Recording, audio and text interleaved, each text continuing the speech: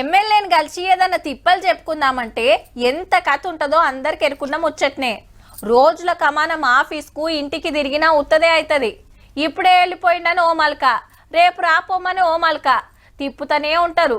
ఇట్లా కాదని ఎవరన్నా పెద్ద లీడర్తోని ఫైరోవి చేపించుకొని పోయినా సుత కలుస్తారన్న గ్యారెంటీ ఉండదు.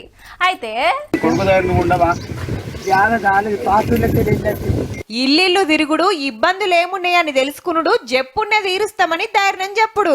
సారి ఎవలో ఎరికే కదా, ఖానాపూర్ ఎమ్మెల్యే వెడమబొజ్జ రేషన్ కార్డులున్నాయా, ఇల్లున్నదా, పింఛన్ వస్తుందా, ఇంకేదైనా తిప్పలుందా అని అడుగుతాండు.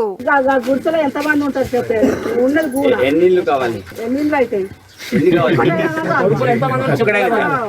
ఏం రంది వడకుర్రి, అందరికి ఇండ్లు కట్టిస్తామని అక్కలకు ధైర్యం చెప్పిండు. నిర్మల్ జిల్లా కడెం పెద్దూర్లా పొద్దుగాలనే గల్లి గల్లి తిరిగిండు వాకింగ్ చేసుకుంటా.